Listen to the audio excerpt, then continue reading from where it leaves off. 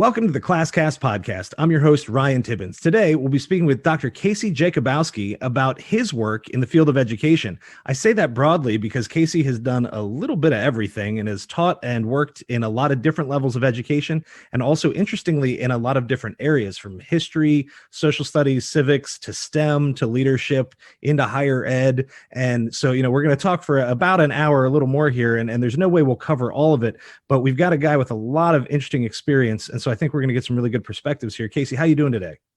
Ryan, I'm doing wonderful. I'm coming to you from sunny upstate New York in Albany, which is about 3.5 hours north of New York City and about 4 hours east of my hometown of Buffalo, New York. The sun is shining, the birds are chirping, and the Cardinals are letting us know that they are ready for the pitchers and catchers to begin. Yeah, this amazing day and season. That's right. We're coming up on opening day before long. And I'm in Northern Virginia, of course, and we've gotten plenty of snow and ice and things recently. So my kids keep asking, why is it so bright out? And I'm like, well, it's because everything hasn't melted yet. So it is about as bright as it could possibly be here, though not quite as cold as you guys have. So thinking about your sort of place in your career now, let's talk just a little bit about what you're doing so listeners have a sense for sort of your focus and what you're working on, and then we'll get into sort of the meat of the podcast program itself. But what are you doing these days professionally? Well, Ryan, thank you very much. I'm really truly honored to be the department chair of liberal arts and general studies at Hudson Valley Community College, which is a community college in upstate New York. We have approximately 5,000 students, and my responsibility is leading the liberal arts, general studies, individual studies, as well as the advising center. I work very collaboratively with some amazing community college students and scholars, including very proud of the fact that one of the young ladies who attend school here is one of the first young lady Eagle Scouts for the Scouts. Hey, that's awesome. And she is a early childhood ed person, and so it's really exciting. What I also do is I work really closely in consulting with people who are trying to move their groups, their organizations from okay to outstanding. I truly believe that we've got a waste problem in our country.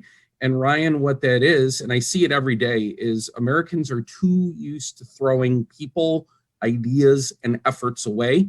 And my job as department chair is to help ensure that that does not happen.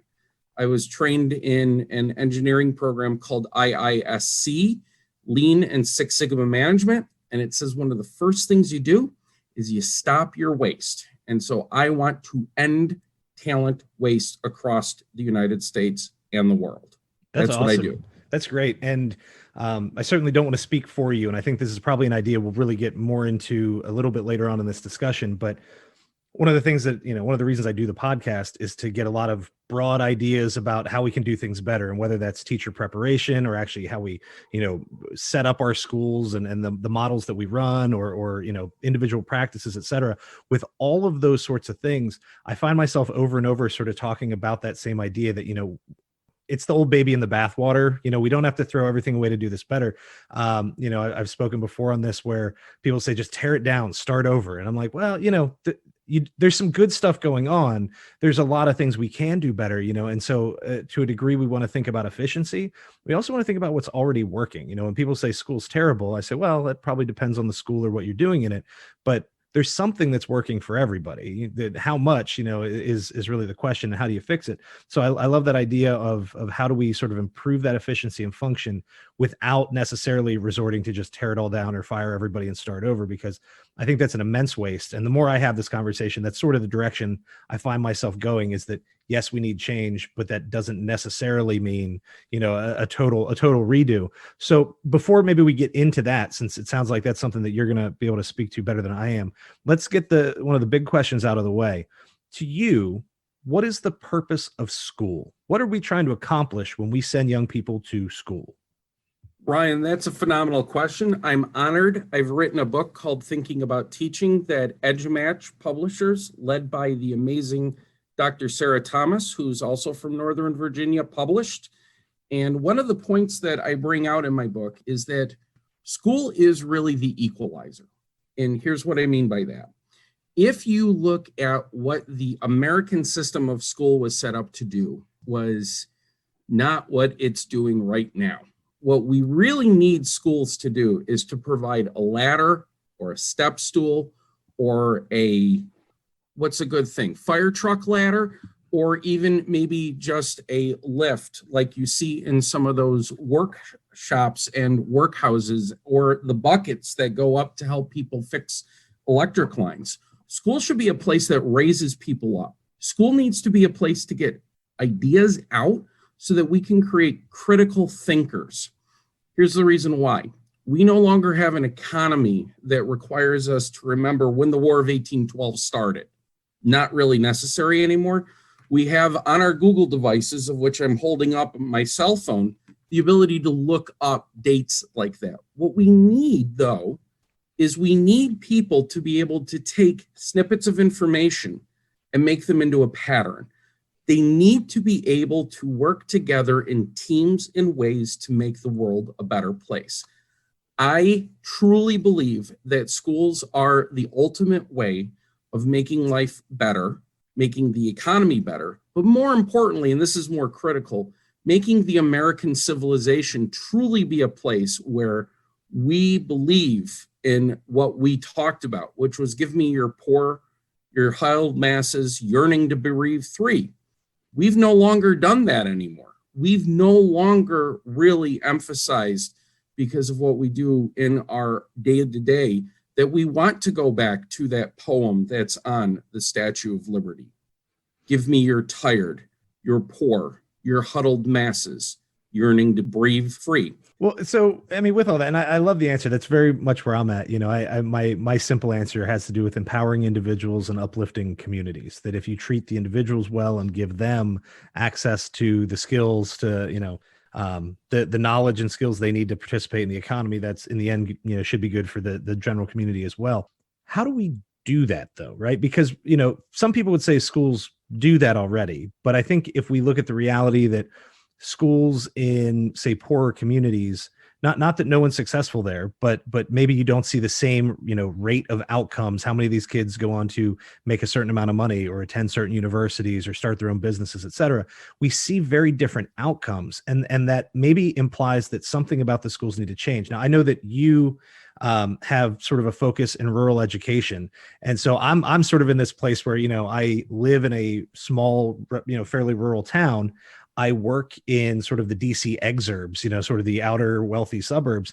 I've never worked in an inner city, so I can't pretend to speak to it, but I see massive differences in terms of what we can or maybe should do from the small rural school to the big suburban school and on. If you're thinking about education as this ladder or this elevator, this thing that can sort of uplift people, is it possible to do that with one ladder in each community? Or like, is the tool we're currently using as school, is it the right tool everywhere, or is that the piece that needs modified? Do we need to adapt better to local communities? You know, Ryan, thank you so much. And yes, I do pride myself in being a rural educator. And, you know, I grew up in suburbia outside of Buffalo, New York. I also was in charge of the social studies department in Rochester, and I worked for the New York State School Improvement Department, where I used to go down and visit the lowest performing schools across the state. And I'll tell you something that really bothered me. And this is an ethical point that I bring up. Some of the hardest working teachers I saw in my life were in schools that the state declared were the worst performing. I also saw teachers in rural small areas who they were asked to spend $1 and give back change. And yet they still provided students with the opportunities to move on to college or university or into a career. One of the biggest problems I think in the United States we've done since essentially the 80s is we have created a marketing idea that schools are broken because they don't measure based upon tests, that don't actually really test what we're trying to do. And I'll give you this very critical thought.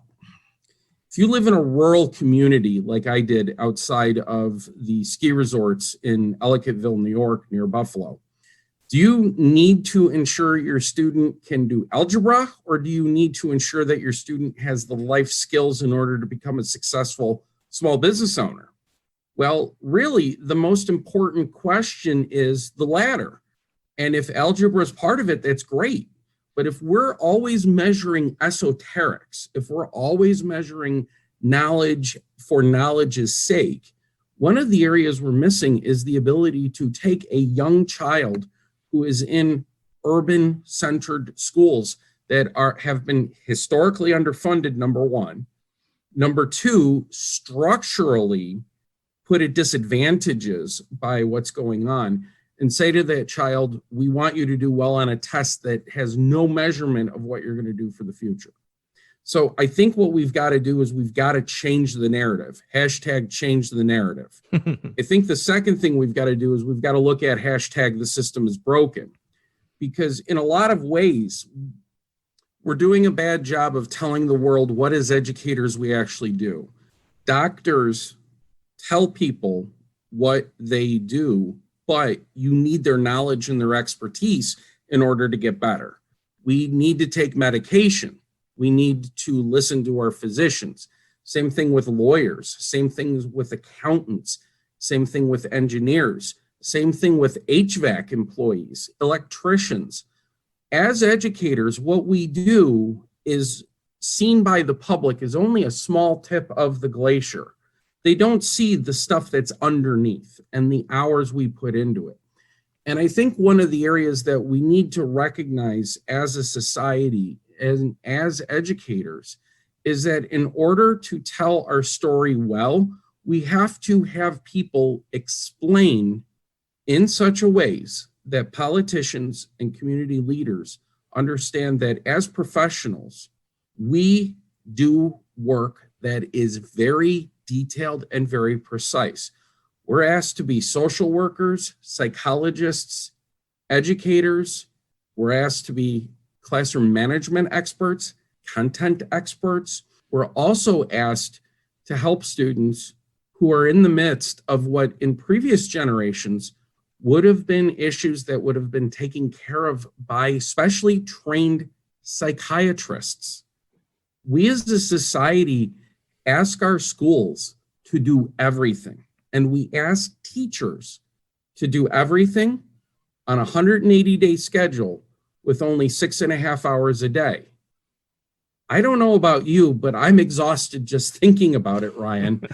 Yeah, I really am. No, and I love the hashtag change the narrative, and you're right, because I think sometimes we get into these discussions kind of in backwards ways. One of the topics that I'm exploring sort of, I talked to a little bit of everybody, on the podcast, but one of the 2 or 3 ideas I'm really focusing on this year, just because it's in the news, and I think there's a lot of changes people are either pushing for or maybe coming, but the idea of school choice. And it's a tricky one, because there's parts of it where I love it because it creates the flexibility to adapt to local communities. You're not stuck with these very rigid legislation and policy pieces that currently sort of, we've painted ourselves into corners in certain ways. And now, you have a lot of teachers speaking up and saying, hey, I can do this differently, or these kids need a different skill set. Like, we need to adapt, but we're still stuck with the same old rules, the same old laws, the same old tests. And so it's really hard to do that. At the same time, if you turn around and you privatize everything, we sort of lose the community piece. We lose the ability to assess, is this work actually being done? It creates an even more unlevel playing field, right? Because, people say, well, look at how much school funding has increased in the last few decades. It's like, well, look at how many more counselors we have. Look at how many more school psychologists we have. And I wouldn't say it's a bad thing. I'm just saying that we're providing additional services that don't directly affect, your class size, or your, maybe don't directly, they indirectly affect your test scores, things like that. And so, we have to be really careful about it.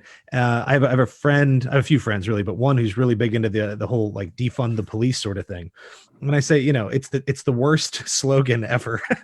If your idea is really just about moving funding to create better social services, to create social workers who can handle some of the situations instead of an armed police, like that's probably fine. Saying defund the police is a scary way to say it, though. You're probably not winning over, especially any of your older, your older voters. But, I think the same logic could probably go to schools. We have to decide, do we want schools to do all these jobs? And if so, we have to be comfortable funding it, providing the time, the specialists, and the rest. Or we say, well, that's not the best place to do it, or, we don't like what the school budget's doing. You got to provide the services elsewhere, and schools have really become a catch-all for a lot of things that communities either used to handle on their own, or that communities used to not care as much about. and as we're trying to do more to sort of protect and uplift the whole student, so to speak, that requires more people, that requires more stuff. And so the idea of changing the narrative, better explaining what's going on in the classroom, I think is vital. Is what I said reasonable? Like, you could disagree with me, but that whole idea of like the defund or the move the money kind of stuff, are we doing it right by trying to do all these things in schools, or would we be better to compartmentalize and specialize? Ryan, I think one of the areas that we need to do is we need to look at what I believe is my ideal school. And, I know you're probably going to ask me about what my ideal school looks like. Yeah, let's do it. I think a lot of it starts with Maslow before anything else. At the bottom of Maslow's hierarchy of needs are health, safety, food, shelter, security. We have 1 out of every 5 children actively in third world poverty at the moment, if I can use a very poorly constructed concept. We have 3 out of 5 children who are in poverty in some way, shape, or form in the United States, where if another country did that, we would invade that other country to make it better. We have so many people who don't have secure jobs anymore because of the shift in the economy, from places being told, businesses being told, you have to treat that person as an employee, to, well, they're a gig worker, whatever. If you look at the difference between Europe and the United States, it is laughable when you ask people from around the world to compare what they think is bad to what's happening in the United States' education system.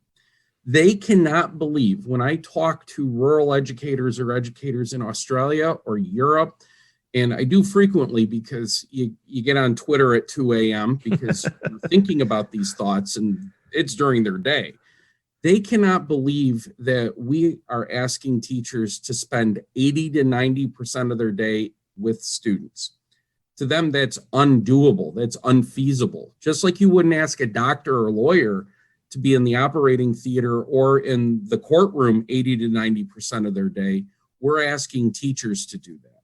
The second area is that they can't believe how we are treated as such third level professionals. If you look at a lot of the other areas of the world, teachers are treated as experts and knowledge creators.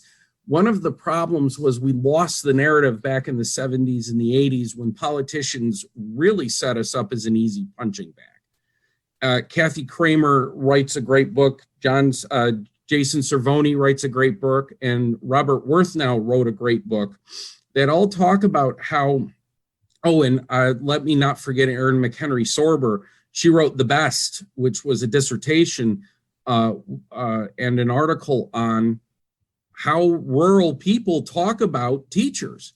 And it's frankly appalling.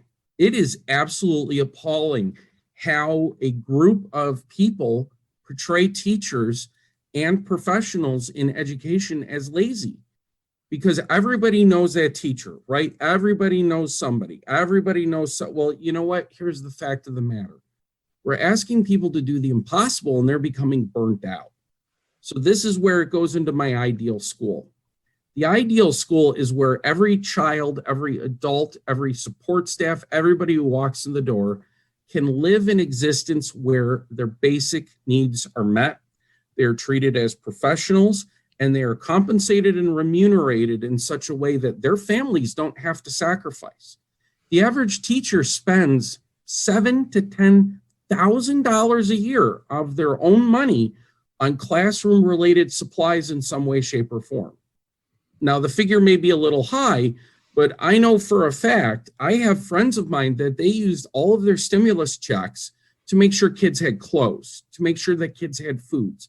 I don't know how many times when I was teaching in rural New York, I would ensure that I accidentally bought bagels and donuts and stuff for kids to have in the morning just because they needed it.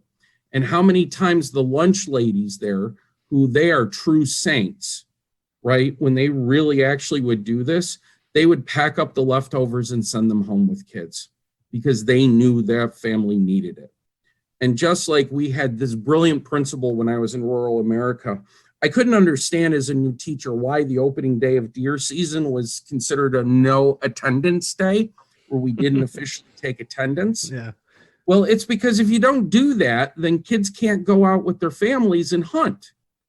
And, we look at in rural areas, a lot of these places, they have natural resources that they can use. They have underground economies where they can trade natural resources and skills to help each other out.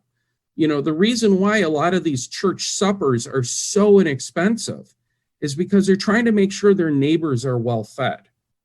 The problem is that in urban areas, we have a lot of narrative that says, oh, they're poor, ergo they're lazy, which is bad, faulty logic.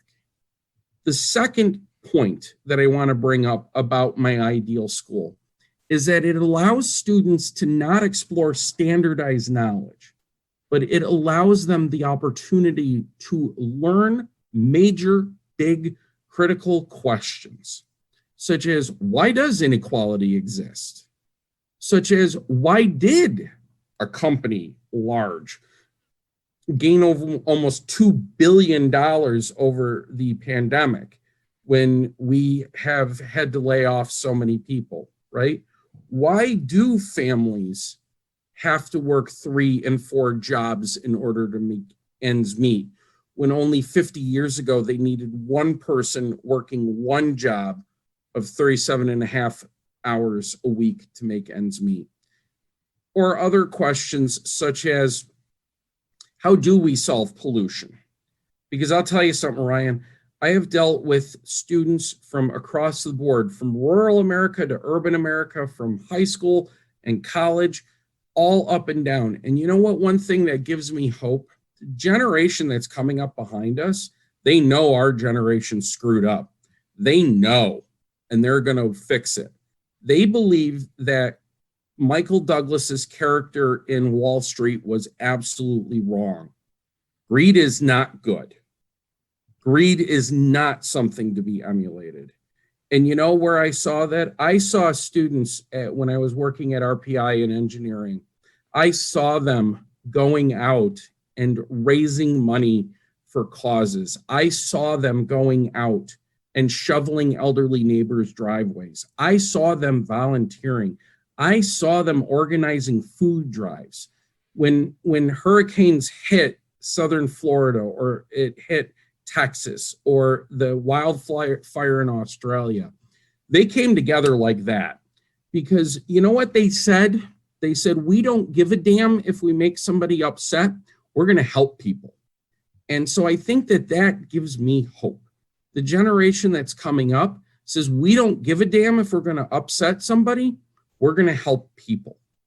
I love it. And with that, just real quick, like I've seen this firsthand. Even with, I'm at the very old end of the millennial, right? So when people say like millennials, I don't think anyone's thinking of me, but technically I'm right at the top end of it. But a lot of my students who are, say, 10 years younger, 12 years younger, things like that. We put together like a UNICEF club, and I had a couple of kids who just ran with it. I mean, we raised $7,000 per year for several years in a row. And all I really did was provide, basic logistical advice or signatures, and they just did it. And I thought back to when I was in high school, and it's like stuff happened, but the scale was different, and I thought, well, maybe it's because I'm working in a wealthier area. But then I talked to some friends who work in other parts of the country, and very similar experiences. And I think that some of this goes to what you're talking about, sort of the sense of this broader ethic of taking care of people and looking at what can I do, that, and maybe part of that's, optimistically, maybe part of that is the idea of more project-based learning, that just the kids are more familiar with just like, hey, let's do this, let's put together a project and work on it.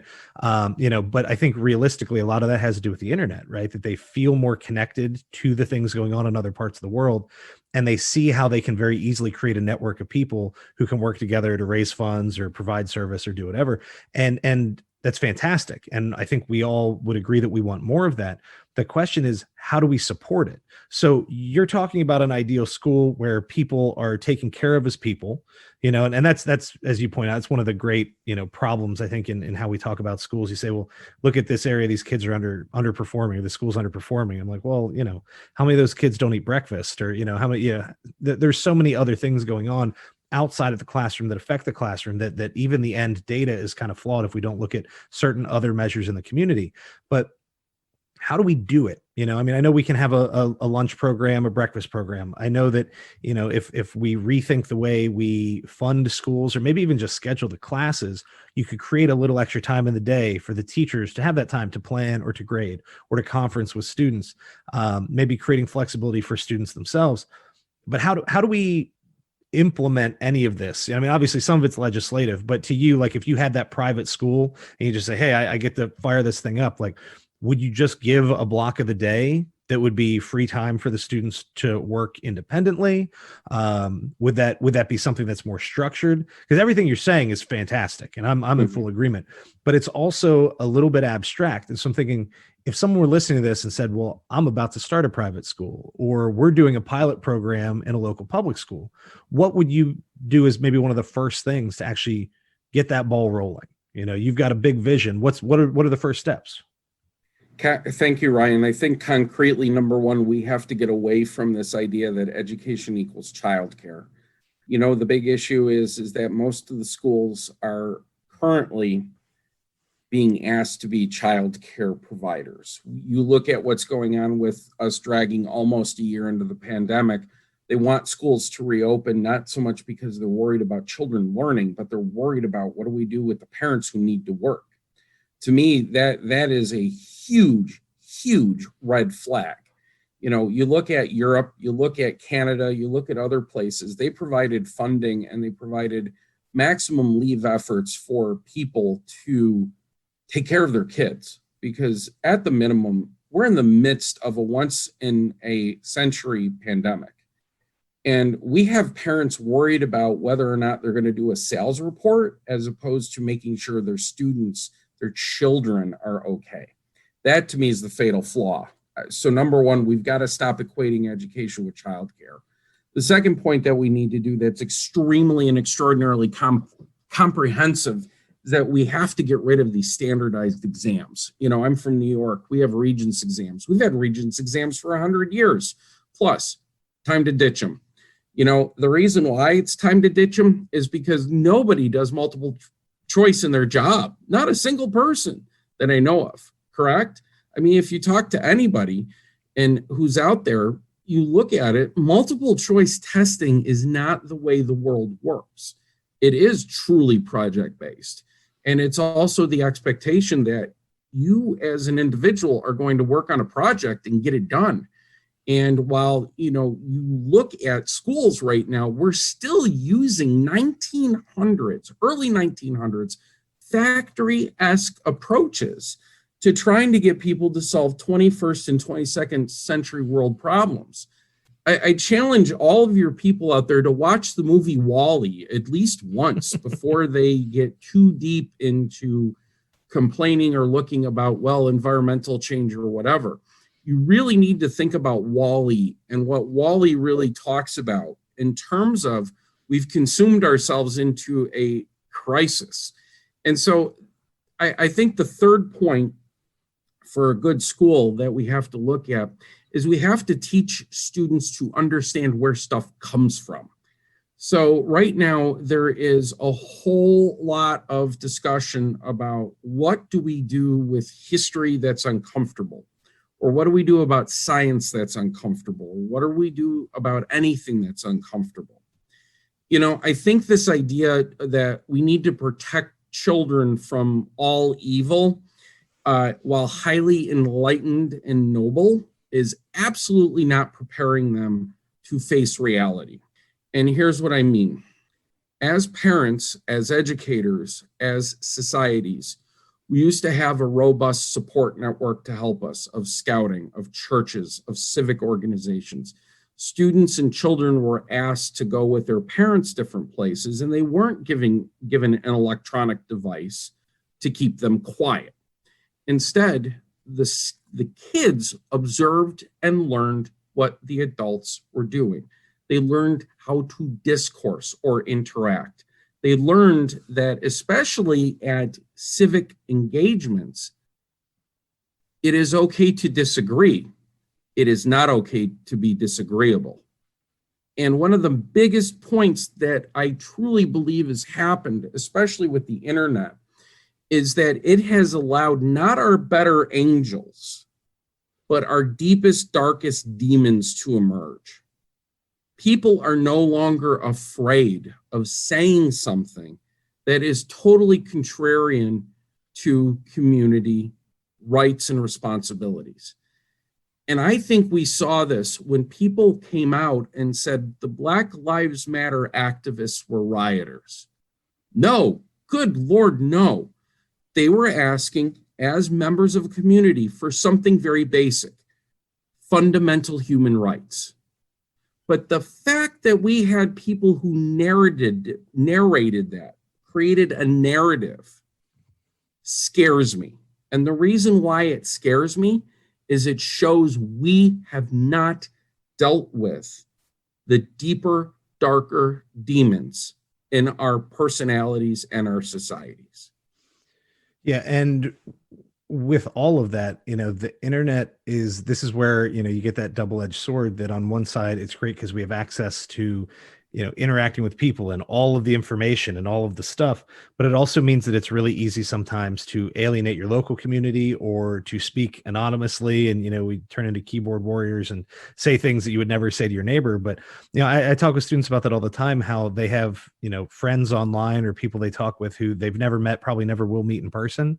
And they literally don't know the names of their neighbors, and I'm not saying you have to be best friends with them, but you should know the people around you, because in a disaster, you might need to borrow something from a neighbor. You might need to band together. And now that person on the other side of the country, that person's useless to you. And I'm not saying that we shouldn't have those connections.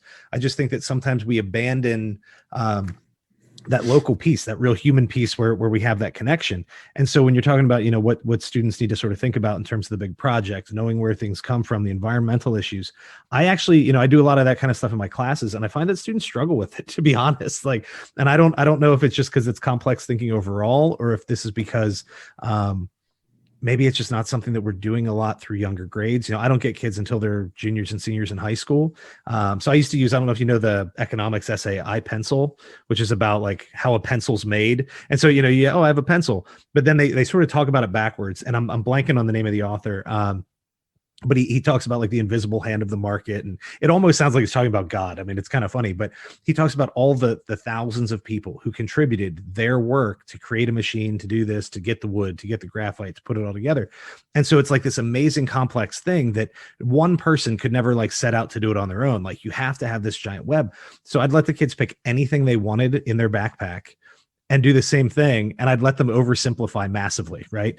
And even with massive oversimplifications, like a lot of them really struggled with the idea that, they just took for granted that somebody picked up a chainsaw. And I'm like, well, who made the chainsaw? Who made where'd the oil come from? You don't have to write out every step, but you have to acknowledge that those steps existed, right? You can't just skip it entirely.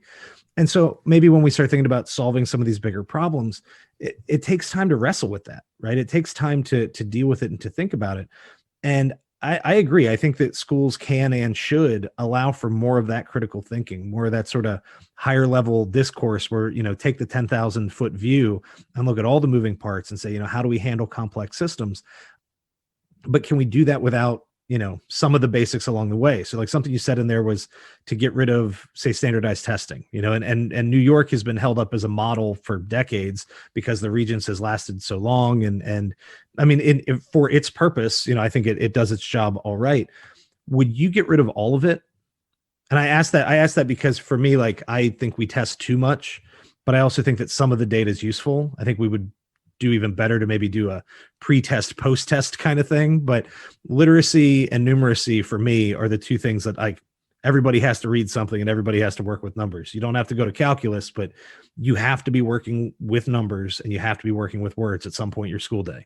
And so for me, I'd create a ton of freedom to do a lot of the things you're talking about, but I wouldn't let them sneak by without spending 30, 40 minutes each day on math and on reading and writing.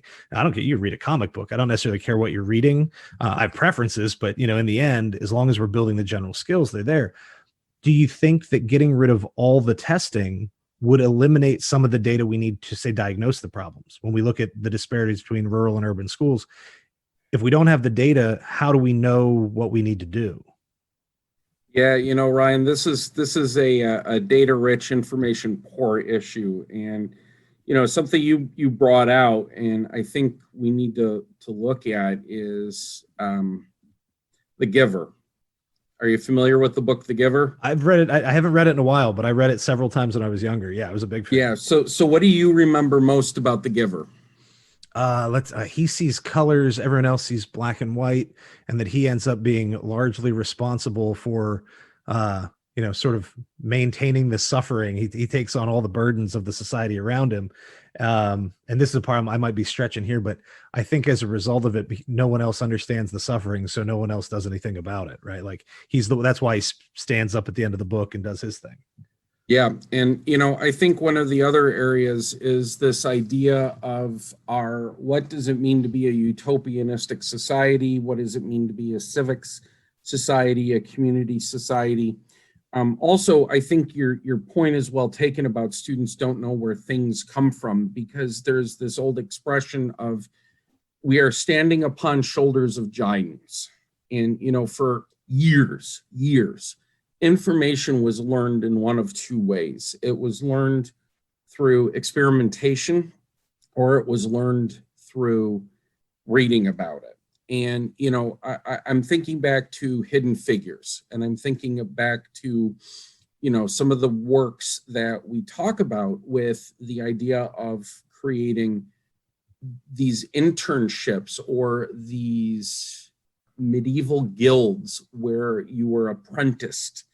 And it's not wonderful. I'm not trying to make it rosy or have rose-colored glasses on, because it was also awful. It was exploitive. But I do think that we've lost tremendously this idea of understanding how our community is supposed to operate, what's good about it, what's bad about it. But I also think one of the areas is that we've lost the ability to really take on and have crucial conversations about what does it mean to have issues and disparities? Because I think one of the biggest issues that we run into is that we don't expose people to others or differences, which is always why there's huge culture shocks for students when they go to college. And to get back to your question about testing has taken away our ability to have field trips, our ability to have students go out there and learn and experience and say, hey, why is that different? And I think that if you wanted to restart the system, what we really have to do is we really have to look at this concept of data and ask ourselves, the data should be what opportunities are students lacking? Not are they learning? What opportunities are they missing? If you can't go to a summer camp, that's a data point. If you don't know how to read, that is a data point. But you don't need a standardized test to do it. You have a teacher who's got a master's degree, for goodness sakes, who can say, hi, dude, this kid's having problems reading Dr. Seuss. I can tell you who can't read. That the test doesn't need to be there for that. Right. And you and I both know, because I taught high school kids. I now work with college age students. I saw students who they got to their 11th or their 12th grade year, gone through all these exams and did quite well on them. And you thought, I'm worried about sending you out into the real world, because I kind of want to hand you the How to Adult Book 101 book. And so I think one of the big issues is, let's stop talking about data in terms of can kids write, can kids answer multiple choice, but how equipped are they to make sure they don't get taken advantage of by a car dealer? Or how equipped are they to be able to understand that when they go to work, that they have certain tasks that they have to do, and that they're willing to be a good team player. Because over and over and over again, industry and business says the schools are not teaching the kids what we need them to know. And my thought is, well, back in the day, you could start your career in the mailroom and work your way up to CEO. What the hell happened? Yeah. Well, what happened is everybody keeps cutting education. Everybody keeps cutting training. Everybody keeps going, it's your job, it's your job, it's your job, it's not mine. But at the end of the day, if we don't invest in research, if we don't invest in education, we're going to lose. And you know who we're going to lose to?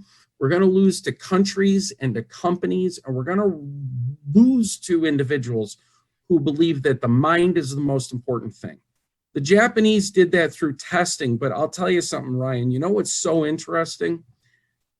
The Japanese want to learn creative thinking. And so they send people to the United States to learn how to do creative thinking.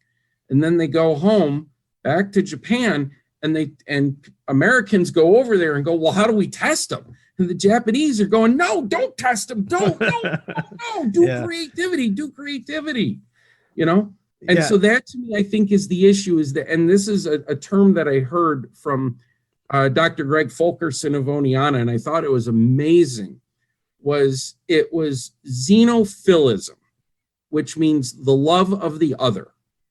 Everybody thinks somebody else is doing a better job than they are. And so that, I think, is really the root of the problem.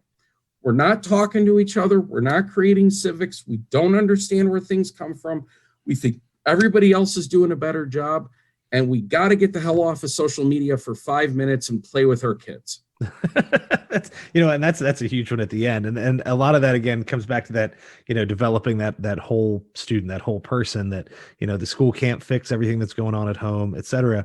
But yeah, I think that maybe sometimes we're setting the wrong benchmarks. And I like how you said, about we need the data, but we need to change what the data focuses on.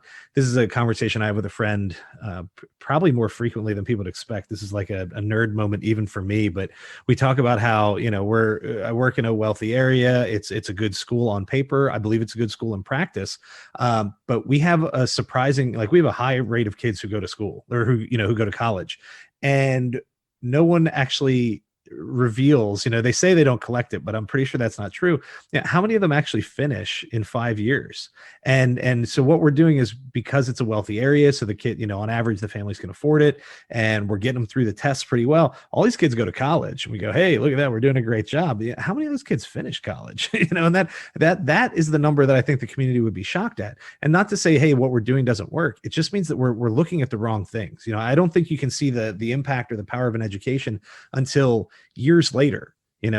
I've actually got a quick mini episode coming up soon on this whole learning loss through the pandemic thing. And it drives me crazy, not because it's entirely flawed. Kids are, it depends, but a lot of kids aren't learning what they normally would have, but it's a fake argument because no one actually cares about it. If you cared about learning loss, you would be testing everybody 5 years after they left high school to see how much do they still know. The fact that none of the parents can pass the standardized tests and no one seems to think that's a problem means that you aren't really serious about learning loss, because you understand they're going to lose all of this anyway, right? And if we're just going to accept that, well, then what the hell are we doing with a school year where, hey, things weren't normal? You can't have it both ways. You either want that learning or you don't.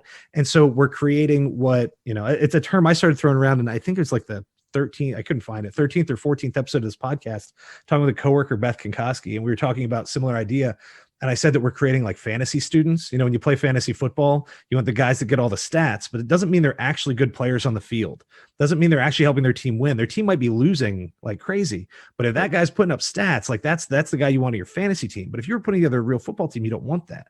And I think that some of the ways that we both seek the data and then work around the test, so much of what we do drives sort of this idea of good data, quote unquote, that we're creating students who are those fantasy players, right? They can pass all the tests, they know all the stuff, they have straight A's, and then you put them in a situation where all those skills have to come together and you actually have to synthesize it and do it, and a lot of them really struggle.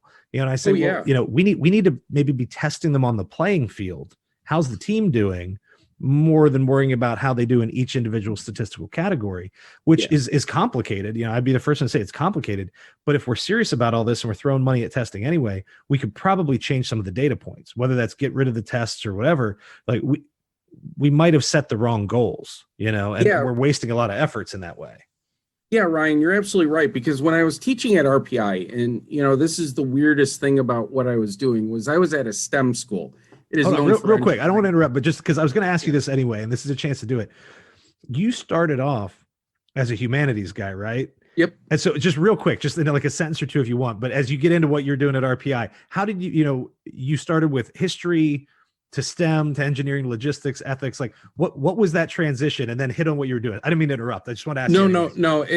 Thank you for setting that up. What happened was I loved history. I grew up with a dad, Al, who is a chemist, and a mom, Patricia, who's a nurse. And my brother, Nick, who's younger than me, had some learning disabilities, but he fixes computers and he knows how to do computers. And my little sister, Emily, went to school for psychology, and she flies around the country and makes sure that cancer institutes are doing their job at research places. So I grew up with popular mechanics, popular science. I grew up with all of the STEM related stuff, but somehow I was the negative Nelly in the family, and I wound up liking history because I thought the stories were interesting. Come to find out, as I started this world doing history and social studies and civics and geography, I taught merit badges at a Scout summer camp. I'm an Eagle Scout, and I taught ecology, and I loved it. I loved environmental science. I loved mammal study. I loved astronomy. I loved all these cool things. And then I hit math, and math and I did not get along very well. Neither did biology. Just letting you know, I got really sick when I was in 10th grade. Kind of, sort of did not like the sect and the frogs. Just didn't like it. Plus also, when I was younger, we had another sibling. His name was Adam. He came in between Nick and Emily. Adam was born very sick. He wound up dying very quickly after he was being born. I'm sorry. Or after he was born. Adam suffered from a lot of issues with his heart, with his lungs, with his digestive system. And I wanted to be a doctor because I thought I could save kids' lives. The problem is again, didn't do too well with the blood or the math. But as I learned going through school and being curious and liking to read a lot about a lot, I just happened to, through leadership, through the ability to be a presenter, and through a lot of dumb luck, I wound up at RPI teaching leadership and ethics. And I'll tell you something, it is so weird being a humanities guy at RPI. And, I just found my people. We loved Star Trek. We loved Star Wars. We loved all these different non-STEM things. But at the same point in time, they were all there to be engineers and computer scientists and hard science people. I will tell you this, I spent a lot of time watching YouTube, researching, and reading. And so one of my joys and privileges was learning how to, paired with an engineer who was an engineer, many of them from General Electric, many of them from the research labs across the United States. But what I always did was I asked questions like, all right, explain this like I'm a historian and I have no idea what I'm doing. And they'd all laugh. And then they'd try to explain it and they'd go, oh yeah, that's not going to work, is it? And I'd be like, bingo. And so what I did was I brought the human-centered element. I brought this idea of the quote unquote soft skills. Hate that term. They're actually people skills. And they're critical skills like teamwork, collaboration, communication, how to have conflict and not flip each other off, how to give and receive feedback, how to be ethical. Is it right to design something that's going to kill millions of people? Or is it right to design something that's going to wipe out the forests? And so we'd ask these basic fundamental questions. And at the end of the day, what I brought to the students was this. I said to them more times than I care to count. And for some reason, they loved me. They kept giving me these awards and recognitions, which I still don't understand. I don't deserve them. They kept saying over and over and over to me, Professor, you're the only one who asks us, are we okay as people? Are we okay as humans? Of if you could stop your little brother from dying, would you? Or if you could stop somebody else's little brother from dying, would you? And you know what, Ryan? They stepped up to the plate every single time. And they invented things to prevent sudden infant death syndrome. They invented ways to help their grandmothers recognize them when they were suffering from dementia. They found ways to help students who are severely emotionally disturbed not run away. They helped teachers create devices to allow autistic children to feel more comfortable in their classrooms. And they brought them together with spit and twine and duct tape, but dang it, you know what they did? They made a difference. And I am still so emotional thinking about this because you know what? It was because I was open and I was honest with them and I said, guys, it still hurts that Adam's dead. And you know what? That's what gives me hope. This generation of students, you know what we're going to do? We're going to make this world a better place. And you know who keeps getting in their damn way? Us, the old fuddy-duddies. So honestly, it goes back to the beginning, to what I said earlier. If we would just get the hell out of their way, they would not only take over the universe, but they would make it better. I love it. I love it. And I mean, thanks for sharing the personal story.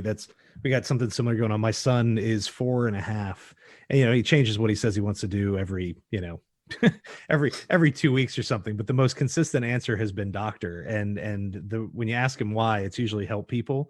And I don't actually think he's going to stick with it, but he was a twin, and his twin was stillborn. And so they were born, very early, and we're lucky to have him. He had all kinds of problems, a hole in his lung and all this. But when he found out, he had a brother and all this kind of stuff, that's the thing he goes back to, is like that. And I'm like, you're 4.5. We got a long way to go. You, in the end, do something that makes you happy and you think you can be good at. But it's that same piece of you recognize there's something you could do and you want to do it. And I love seeing it in him young. And it's actually one of my big concerns with sending him to school next year. And I hate that I even have to say this, but like, I worry that school's going to beat that out of him. Right. Yeah. Like I worry that school, like it does something where it suppresses those higher, sort of those loftier motives, like being bad at math ends up being a gate, or not even bad, just, not excelling in like algebra 1 or algebra 2 is such a weird sort of gatekeeping situation. Yep. Where people who would otherwise be great in maybe some of the creative areas of STEM and things like that, and they give up on it because they don't see the opportunity to be successful. And so, whether that's a question of how we schedule the classes or what we give the kids opportunities to, or how long we give a kid to learn a skill before we're done that class and we move on, there's so many people who like, well, after algebra 1 or after algebra 2, I was done with this entire section of the career field because I wasn't good. I'm like, what if we just let you do that for 6 extra months? Like, could 6 extra months have let you learn it? You would have felt good at it. And as a result, you would have stuck with it. Like, not to say, you need to force everyone to take everything or adjusting a timeline is the simple fix, but to your experience of, well, and then, I wasn't great at math, so I changed the path. And, by all accounts, you're doing great in everything you're doing. But you also think about, well, what would have happened if I had 6 extra months to learn the math, right? If that test was given on a sliding scale, or if the data wasn't so important, to someone else saying you have to learn it by this day for the test, for the graduation. I think that some of this is a result of inflexibility. And as we look at young people who maybe can think about, or at least care about, some of these bigger issues, and we talk about project-based learning, or we talk about differentiating for students, but I don't know how much we do it, or at least, we don't, we don't, or we do it in like very minor ways. You check the box and say we did it, but you didn't really make any significant structural changes to help anybody. I wonder if we could be doing all of this better with increased flexibility, whether that's for the student or the teacher or both, that give people the time and the resources they need, and then see what happens, because we know what happens with what we currently do. So what do we have to lose by trying to create some of that variability that it would literally is the enemy of a standardized test? You can't create that much variability in the process and then say we want a standard outcome. But I just keep thinking that maybe that there's got to be a way to do that piece, because as you're talking about your students, say at the college level, where they're reacting to these conversations, like the ethics piece is there, they have these humanitarian concerns. We need to not just say, can we build it, but should we?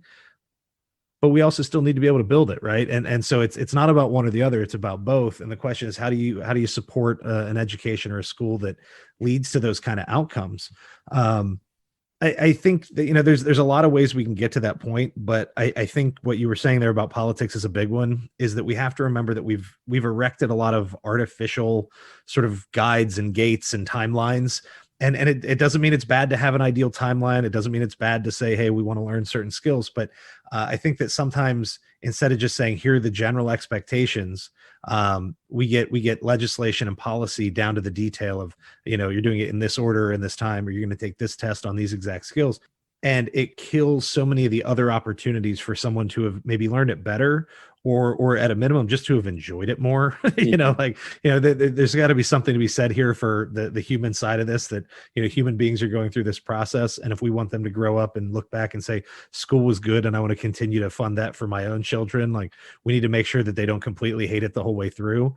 Right. And I think that when we talk about this, a lot of people, parents, teachers, community members, people all nod, like people agree.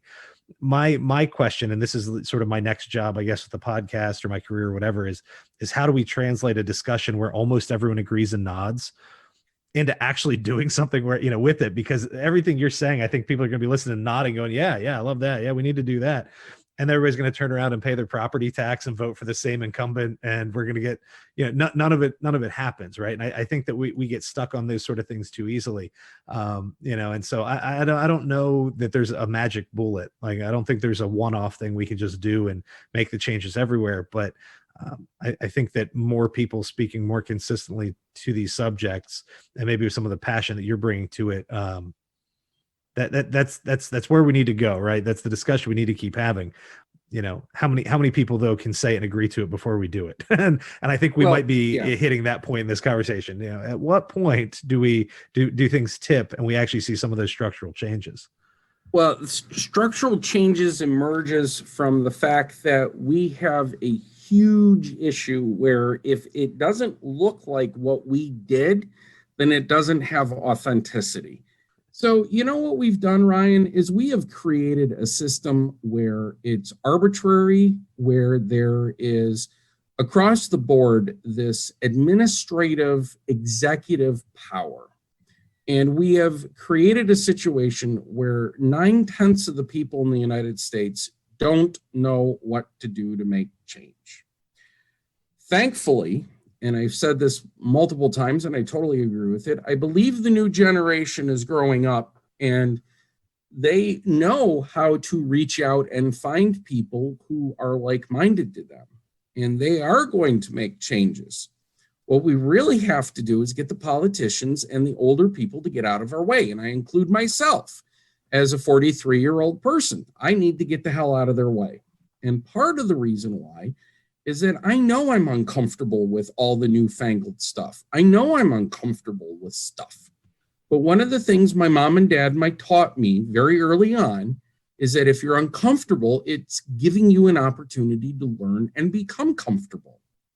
Truly, I believe that there are 3 areas that humanity in this country is going to be saved upon. And number 1 is we got to get our schools right. We've got to get our teachers in there to not be overwhelmed. They need to have time to plan. They need to have time to really do experiments. They need planning time, and they need the opportunity to come in and do a lot of work as novices, because who in their right mind hands a 22-year-old a classroom of 30 kids and says they all got to pass an exam at the end of the year? Who in their right mind? We did. Why? Because it's cheap. And so that's the second thing, is that we've got to stop doing education and experience on the cheap. We've got to stop. And the only way we're going to do that is if we get people to realize that resources come from giving people opportunity. And they got to stop being selfish. to do is we've got to bring balance back to the force. I mean, the economy. And what I mean by that is right now, we are glorifying people working multiple jobs. We're glorifying people doing side hustles. We're glorifying people going out and, working themselves into frenzies. In the 1980s, the Japanese experienced this problem where salary men, and it was men, worked themselves to death. The Japanese government reformed and mandated time off and time away. America wasted billions of hours of vacation time. America created multiple influenza epidemics and cold epidemics because people thought they had to be at work that day. We've got to go back to an economy where you work hours, you work a job that gives you balance, and you've got to have enough emotional juice at the end of the time to be able to be with your kids. And we've got to stop asking public and private education to be that babysitter so we can go to work. And, there's a lot of people and a lot of parents out there who've turned to charter schools, who've turned to private schools, who've gone to alternative schooling because they said, I can't get the system to change. And in reality, I worked in a large urban system. I worked in a reform group that was mandated by the federal government to make changes. You know where the problem is? They are overwhelmed because they cannot define the problem, because the problem is everything. Yeah. And that's the biggest issue. A lot of these reformers out there, they will not admit number one base problem. We don't focus in on ensuring that nobody's talent or efforts are wasted. We have too much of a throwaway culture, and that must change first. I love it. That's fantastic. I haven't been doing too many highlight clips lately. We might pull that out. I think 2 days ago tweeted something that teachers think about school the way that fish think about water and birds think about the air. When it's just there and it's part of what you do, you don't think about it. And as a result, maybe you don't contribute to improving it, or maybe you don't even use it as well as you could. But to your point, I think it's bigger than that even, because some of these issues, if people aren't spending time with their children, if we're not engaging well with our neighbors, if we're not doing all that, like if a sick community probably does not facilitate a healthy school, and so, yes, we want to fix the school, but the school is maybe one of many issues, and maybe in some ways it's more of a symptom than a cause kind of deal. And so, this podcast is all about doing the big picture and thinking about those big ideas. I think you just hit on a bunch of them there. The last question I always ask is for book and movie recommendations, which sometimes is just for fun or could be education related. I know that you have a book you've already mentioned and the other one's on the way. So if you want to take, a few seconds and plug those again, you're welcome to it. But then let's hear a couple general book or movie recommendations you're into. Ryan, thank you for the opportunity. EduMatch Publishers is a family of education specific books that range the gamut from professional development books to personal improvement books to children's books. And I am so honored and blessed that they have published my Thinking About Teaching, which are my reflections. And they're short enough to read in a single setting about a wide range of issues in education, social studies. I have a chapter in there called Civic Engagement and Nope, talking about Leslie Knope from Parks and Recreation. I also have another one about germs and yucky. But I want to say critically that not only is my Thinking About Teaching and my second book, A Cog in the Machine, a lot about me, but it's a lot about my dialogue with the audience. And I want people who read it to feel like they're there. And I want them to feel like I understand what they're going through, because so many books paint such a rosy picture. In reality, 50% of all teachers leave by their year 5. Now, in terms of best movies, best books, best recommendations, I have my own, but I want to give a huge shout out to Mandy Froelich, who is part of the EduMatch family as well. She wrote a number of books. I would read all of them, and one of them is specifically called A Fire Within, and it is about regaining your spark as a teacher. And you know what? Mandy is one hella good speaker. So if you're looking for a keynote, do it. The second one I want to bring up is an amazing book by my friend Melody McAllister, also from Edge Match. It's called The I'm Sorry Story. Now, I also want to share with you a third book, and I think that it's a great book. It's called Range, and it's by David Epstein. And it talks about in there dating your future self. And what it really means is that it's this idea that generalists will reign in the future. And the author gives us permission to not be on a single career path. I think one of the reasons why educators are so burnt out is we have a system that does not allow us to move around. It does not allow us to try different things. I will tell you something. My resume is a crazy mess. You need I have seen this, by the way. It is wild. Yeah, yeah. All over. Yeah. Yeah, my resume is crazy. And I'll tell you something, that's what kept it interesting.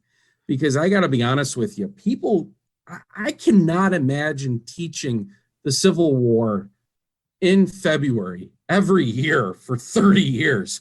Because, you know, after a while, I'd be like, yeah, they fought the damn battle, just whatever. You know, watch the movie. Yeah, right, exactly. I'm out.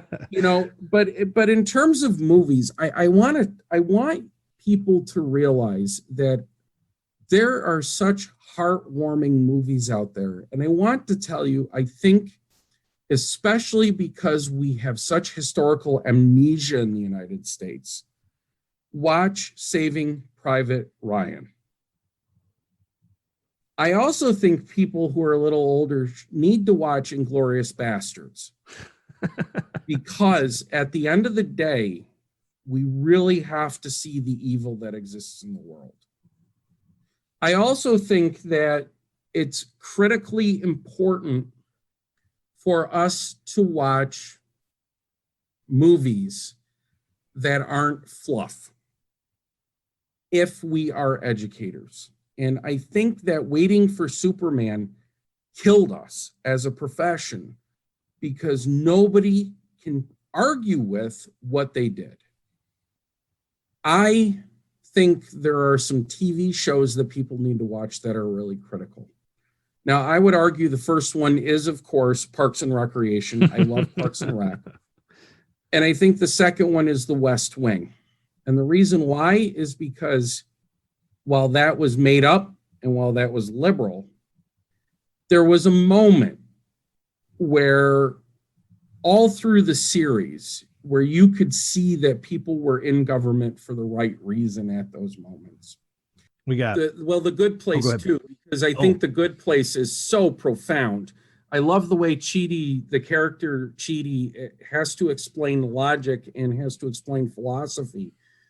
Because you know, here's an area that I always think, Ryan, that we grapple with, is we don't understand what it means to be ethical anymore, because we don't have the religious base. We don't have people, you know, what made Vanderbilt, what made the robber barons donate money? They were scared that they were going to go to hell. Yeah. We have people right now that are trillionaires throughout the world, and they have no fear because why give money? Why? Yeah.